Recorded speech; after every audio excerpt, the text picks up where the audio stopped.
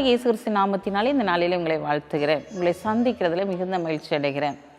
பிறந்த நாளை திருநாளை கொண்டாடுகிற பிள்ளைகளை இயேசுவின் நாமத்தினால் ஆசீர்வதிக்கிறேன். இந்த நாளிலும் கூட நம்முடைய வாழ்க்கையில் ஒரு அற்புதம் நடைபெறாதா? ஏன் ஆண்டவர் என்னுடைய வாழ்க்கையில் மட்டும் ஒரு அற்புதம் செய்யலை? எவ்வளவோ அற்புதங்களை குறித்து நான் பார்க்குறோமே, கேள்விப்படுகிறோமே, ஆனால் எங்களுடைய குடும்பத்தில் ஒரு அற்புதம் நடைபெறவில்லையே என்று சொல்லி நீங்கள் கலங்கி தவித்து கொண்டிருக்கலாம். ஆண்டவர் இன்றைக்கு உங்களை பார்த்தா சொல்கிறார், அற்புதம் செய்கிறவர் இந்த நாளிலே உங்களை தேடி வருகிறவராக இருக்கிறார். உங்களை தேடி வந்து அவர் அற்புதம் செய்கிறவராக இருக்கிறார். ஆம் பிரியமான சகோதரனே, சகோதரியே, உன்னுடைய வாழ்க்கையில் என்னென்ன காரியத்தில் அற்புதம் நடைபெற வேண்டும் என்று சொல்லி எதிர்பார்ப்போடு இருக்கிறாயோ, அந்த அற்புதத்தை தேவன் இந்த நாளிலே தேடி வந்து செயல்படுத்தும்படியாய் கடந்து வந்திருக்கிறார். வாசிக்கிறேன், கேளுங்க. யோவான் 5ஆம் அதிகாரம் 6ஆம் வசனம். படுத்திருந்த அவனை இயேசு கண்டு, அவன் வெகு காலமாய் வியாதிஸ்தன் என்று அறிந்து அவனை நோக்கி, சொஸ்தமாக வேண்டும் என்று விரும்புகிறாயா என்று கேட்டார். இங்கே பார்க்குறோம், அவன் ரொம்ப நாளாக இதில் படுக்கையில் இருக்கிறான். வியாதிஸ்தன் என்று கண்டு ஆண்டவர் அவனை பார்த்து கேட்குறாரு, நீ சொஸ்தமாக வேண்டும் என்று விரும்புகிறாயா என்று. அவன் என்ன சொல்லியிருப்பான்? ஆமாம் ஆண்டவரேன்னு சொல்லியிருப்பான். இந்த நாளில் பார்க்குறோம், 38 வருடங்களாக அவன் அந்த இடத்திலே படுக்கையிலே இருக்கிறதை பார்க்கிறோம். ஒரு தூதன் வந்து குளத்தை கலக்குவான், அதில் யார் முந்தி இறங்குறாங்களோ அவங்களுக்கு சுகமாயிரும் அப்படின்னு சொல்லிட்டு அந்த இடத்துல போடப்பட்டிருக்கிறது. இந்த நாளில் என்னை தூக்கி கொண்டு போய் கூட யாருமே இல்லை அப்படின்னு சொல்லி அந்த இடத்துல அவன் புலம்புகிறதை நாம் பார்க்கிறோம்.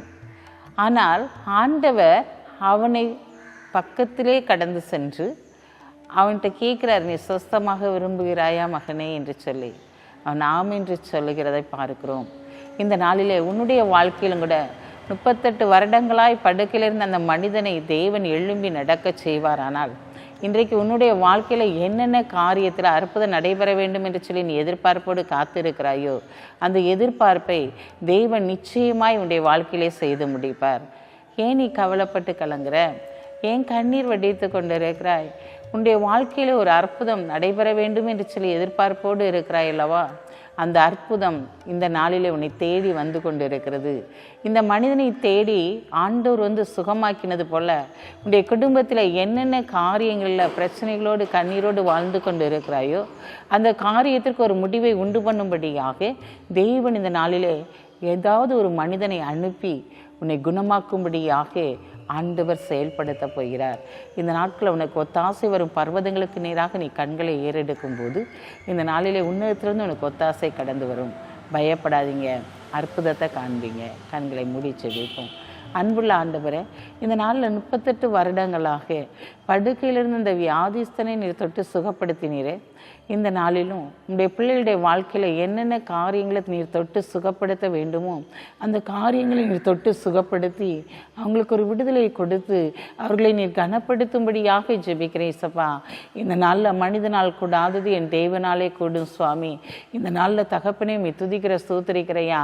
எல்லாவற்றையும் நான் இழந்து போய் நிற்கிறேன், ஒன்று கூட என்னுடைய வாழ்க்கையில் நடைபெறவில்லை ஆண்டவரே, நான் விழுந்து கிடக்கிறேன்னு சொல்லி அழுகிற உடைய பிள்ளைகளுடைய வாழ்க்கையில் நீர் தேடி கடந்து சென்று இன்றைக்கு ஒரு அற்புதத்தை செய்து அவர்களை கனப்படுத்த போகிற தயவுக்காக உமக்கு நன்றி செலுத்துகிற ஆண்டவரே. இந்த நாளிலும் பிறந்த நாளை திருமண நாளை கொண்டாடுகிற பிள்ளைகளை இயேசுவின் நாமத்தினால் ஆசீர்வதிக்கிறேன். நானோடு இருந்து செய்யும் காரியம் மிகவும் பயங்கரமாக இருக்கும் என்று சொன்ன வார்த்தையின்படி இவர்களோடு இருந்து நீ செய்ய போகிற காரியம் பயங்கரமாக இருக்க போகிற தயவுக்காக உமக்கு நன்றி செலுத்துகிறோம். பொறுப்படுத்திக் கொள்ளுங்க, ஆசீர்வதிங்க. இயேசுவின் நாமத்தில் ஜெபிக்கிற நல்ல பிதாவே, ஆமென்.